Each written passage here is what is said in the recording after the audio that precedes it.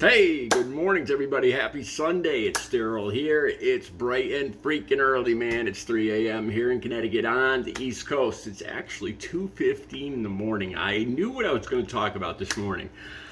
This is going to be interesting. Let me give you the rundown right off the bat. Coincidentally, yesterday afternoon, I did a video that I was going to download this morning.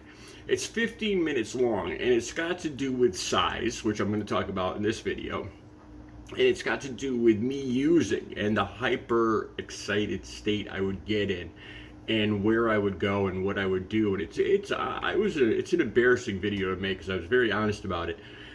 And the reason I made that video is because I wanted to stress that over the last 17 years and 10 months that I've been clean and sober, I just have not had the urge or the desire. I have not set foot in one of these adult bookstores.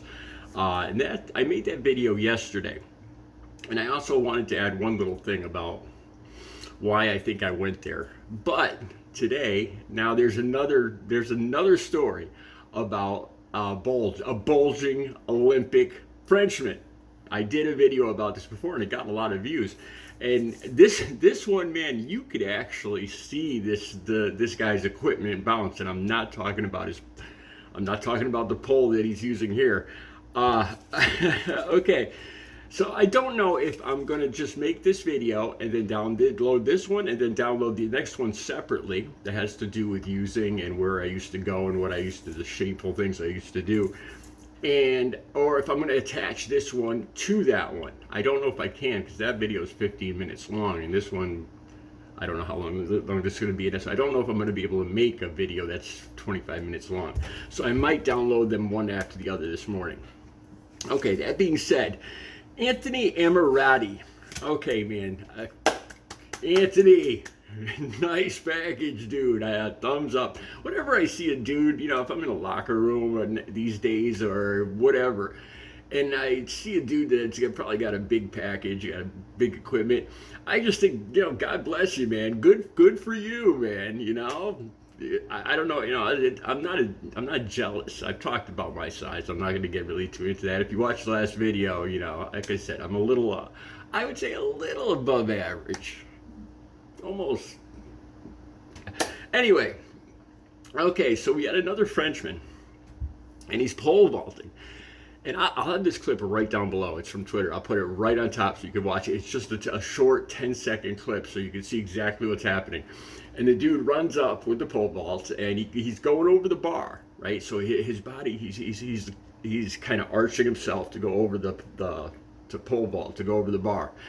And you could actually, the dude is well hung, from what you can see. And as he's going over the bar, you can actually see this if you watch it over a couple of times, and you see his junk get caught up as it goes over his hips, then down to his hip area. You see the package get caught up on the pole, and not only that, you see his belongings bounce as they come free of the pole. Like they get caught up on the pole, and they pull the pole down, and then they break it. I'm talking about his stuff.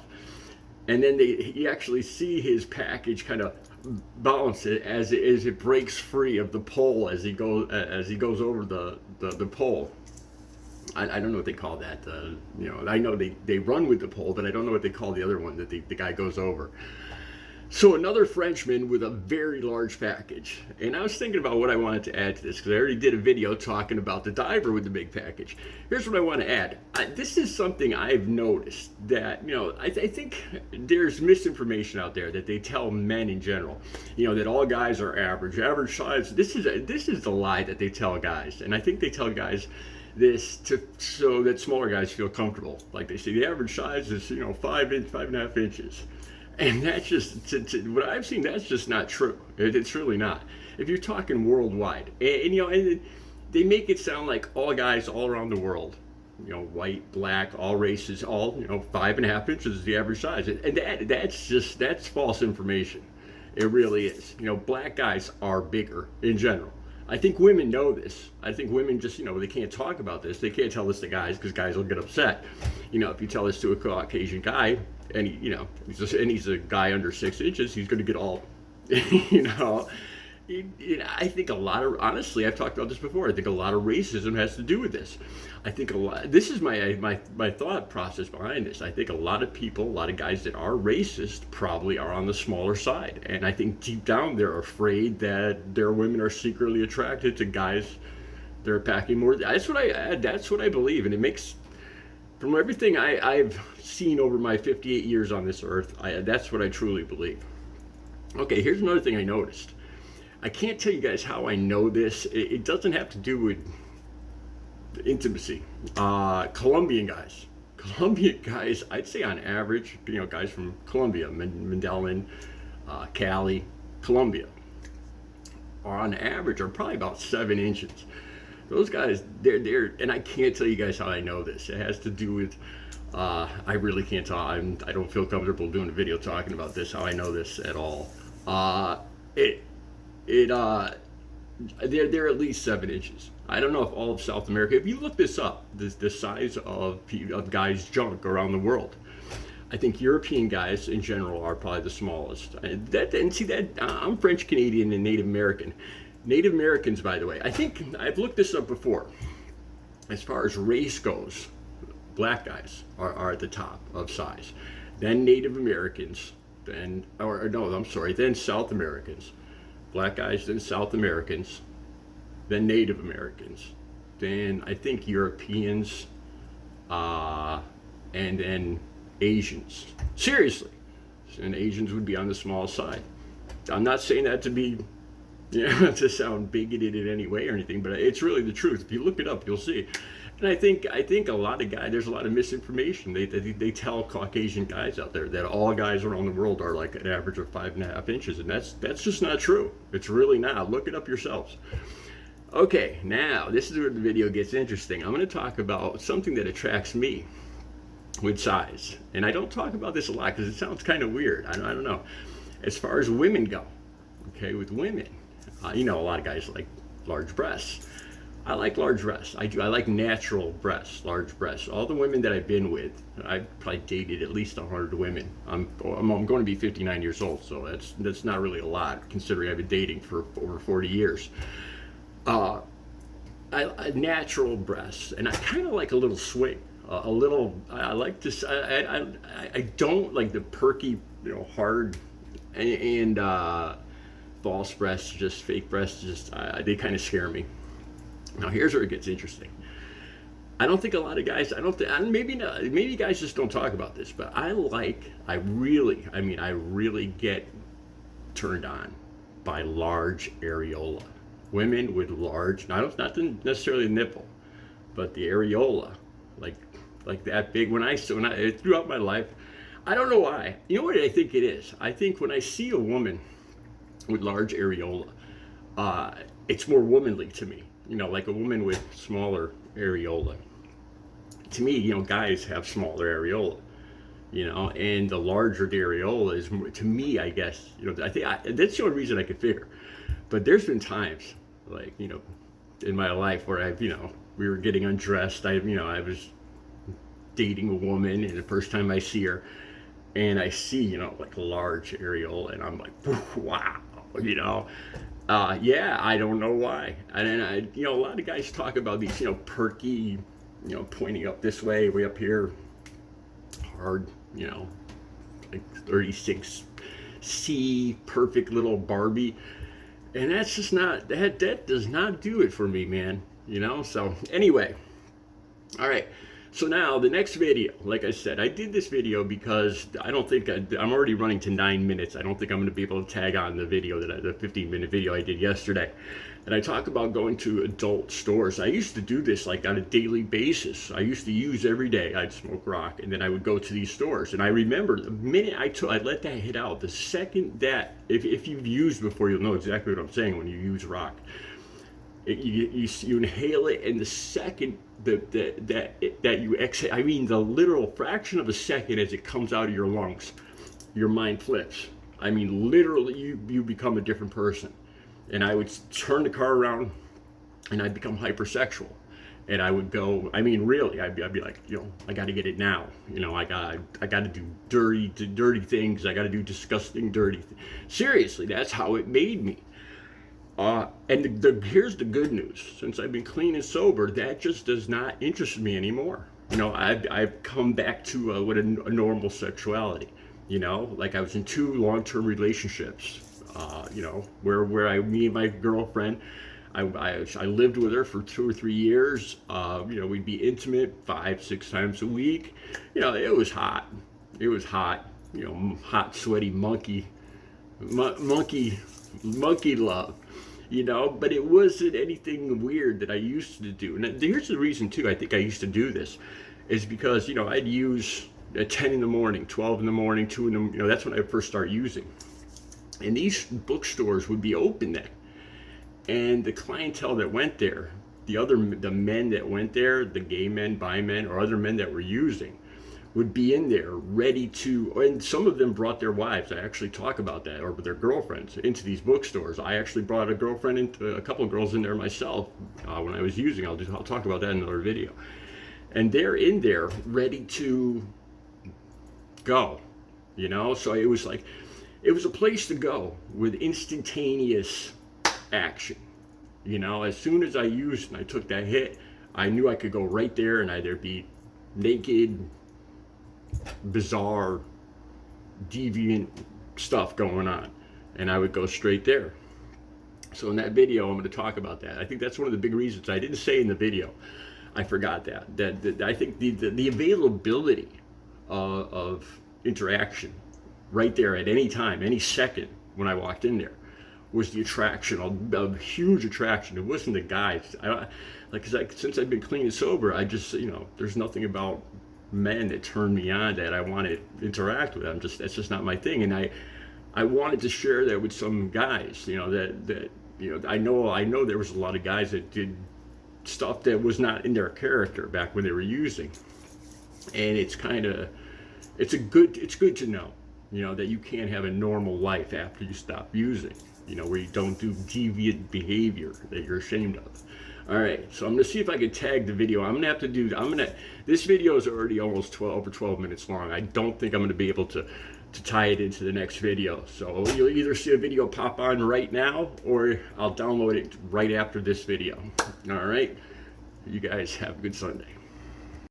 Hey, good morning to everybody. Happy Sunday. It's Daryl here. It's bright and freaking early, man. It's 3 a.m. here in Connecticut on the East Coast. Okay, I want to give you guys the straight up truth right off the bat here.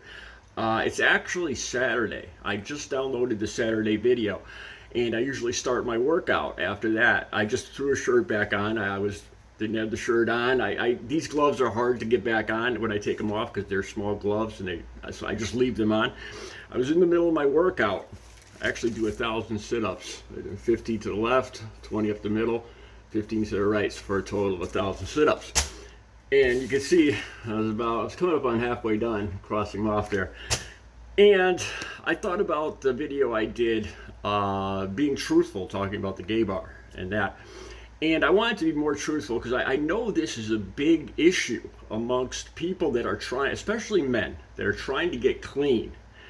And they have this cross addiction to adult material, to gay sex, whatever. And I thought about my addiction, what I was cross addicted to. I would smoke. I'm going to talk to you guys. I'll give you the straight up. I wanted to do this video. I stopped doing my sit-ups because I wanted to do this video before I lost my balls, to tell you the truth, because I'm going to be flat out totally honest with you guys of what went on in these. I've been clean and sober since October 23rd of 2006, and here's the thing.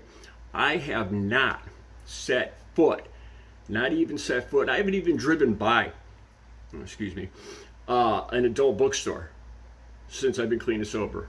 In 17 years, coming up on 10 months, I have not set one foot inside one of these establishments, and I think that's a big contribution to me staying clean and sober. Because if I had, like especially for the first 5-10 years of my recovery, if I had set foot in an adult bookstore, just walked in that bookstore, I would have felt that rush, that adrenaline, that flush in my face, the numbers. I'd start thinking, how much money I got in my pocket, that's how strong that addiction was.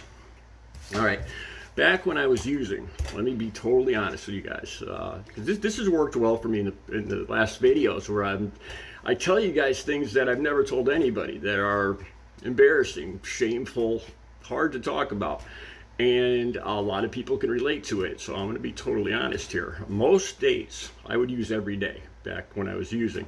This is this was all through the 80s, the 90s, and up till 2006. Usually a couple times a week. I would go to these bookstores at least. It was a cross addiction, adult bookstores. And every day I would use dope and I would use rock. And I'm telling you guys, as soon as I exhaled, that, the moment that puff came out of my throat, it would click. It was just like that. It's just a total change. And I turned my car around and I'd go straight to an adult bookstore, you know. And I remember getting excited on the way there, you know. And you know, I consider myself a straight guy. I've had nothing but straight relationships. But back when I was using, I would get what you'd call like ultra extreme sexuality. What did I call it? I forgot how I phrased it before. And I'd be all excited, going, I'm gonna, you know what, I'm gonna go with. This is what I used to think. I'm like, you know, I'm gonna strip down, buck naked, and I'm gonna get with a bunch of dudes, you know. And this is what I used to think. This is what my thinking went along the lines with. I've never told anybody this, you know. And I'd get all excited, and I'd take another hit of rock, and I'd be like, yeah, I'm gonna get weird, you know. I'm gonna get totally naked, and just be a slut. You know, and I can't believe I'm saying this, but that's how this drug affected me. I would go in there, and once I got in there, I told you guys when I was younger, I went through some things with the guy that was dating my mother, this cop. And I think a lot of this had to do with psychology of me trying to get control over other people, get control back. I would go into these bookstores, you know, all high, all tweaked, and they would have these windows. You go into a big, there were stores around here 20 years ago that had big booths. They were meant for groups of people, you know, benches, and there would be a window where you put $1 in, and the window would go up so you could see into the next booth, or there'd be glory holes through those underneath them. And I'd put it, you know, I'd click the window up so I could see the guy in the next booth. It was all guys. There was about half dozen times where I ran into women in these establishments, and I got with the women. There was one time where a guy was with his wife, and I looked in through the glory hole, and I went over. I saw a woman in there, and I put myself through the glory hole, and I felt something, and I just walked out and went in the booth with this guy and his wife, and then another guy came in. So it was 3 guys and his wife, including me. This, you know, I wouldn't even think of doing this stuff nowadays. And it's not because I try not to. It's just this stuff. Now I want a nice, honest, good relationship with a woman. I mean, this is the real me now. So anyway, back when I would go to these bookstores, I put that window up, and like I said, I'm gonna be totally honest with you guys. Back then, when I would see somebody that was well equipped, like a big unit, it would strike something in me back then, and I would interact through the glory hole with the other person. Nowadays, like being totally honest, like now after I quit using for the last 17 years, like I said, I've never set foot in one of these bookstores because it would be a total trigger for me. And like looking at a guy now, you know, say I saw a big unit now, you know, now in my head I picture the whole. It's not just that part of the guy. Like I look at the man, and you know, the hairy body and the muscles, you know, and everything, and nothing about that attracts me. You know, looking at a naked guy, just it does nothing for me, you know. And I feel some kind of relief that, you know, personally, that it doesn't. That this is who I am. This is who I was meant to be. But it bothers me too about how these drugs changed who I was and how I acted out sexually. You know, back then, I don't know, I really think there was something with the drugs and the psychology. Like I said, I'd see something like a bigger unit, and I would act out on that. Whereas now it's just like it's a whole person. You know, the hairy, big, muscular guy. And I like boobs, I like butt, I like nice, that's what attracts me. And it's not like I've tried. It's not like I said that's it. I'm gonna be straight from now on. It wasn't that at all. It's just once I got clean and sober, these things did not interest me. I didn't have this ultra sexuality, this pumped up sexuality. I mean, I'm still, me and my girl like Audrey, last girl I dated. I mean, we were together, 5, 6 times a week. So I still had plenty of drive, but it's more of a natural, real love and sexuality now. And back then, the drugs hyper stimulated the sexual part of my brain, where I would do things and I was attracted to things that normally just, it altered my brain chemistry. And I'm people that have used drugs will know exactly what I'm saying. There's some people out there that might say, "Oh, that's a bunch of bull, Daryl. You're just trying to cover up." But if you've used, you know exactly what I'm saying. Those specific drugs would just release the chemicals in your brain, and that part of your brain becomes hyper stimulated, like unnaturally. And I would be excited by things and thoughts that I would never usually, that naturally the real Daryl would never even think of. And I found this comforting, once I got clean and sober, that I didn't have to be concerned about this. But for the first 5 years, I had to stay away from everything. I mean, any pictures of women, of naked women or anything like that, I had to stay away from. Like I said, though, I have not set foot. There was a couple times where I was on the way back from the beach. I've done videos from the beach before, and the beach passes by one of the bookstores that I used to go to. And I had access to these bookstores a lot because I used to deliver adult material when I was driving a news truck full of magazines. And there was about 10 different of these adult bookstores with these glory holes that I would go to. I was coming back from the beach just last year. It was last year.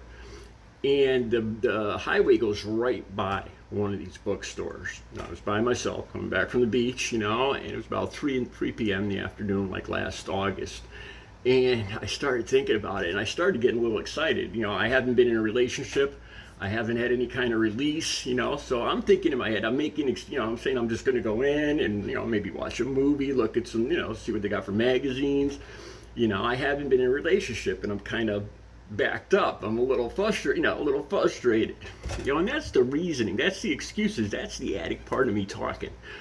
And I drove right by the exit, swear to God. And I am so thankful, because this is what I ask myself when I have these thoughts where I could be triggered.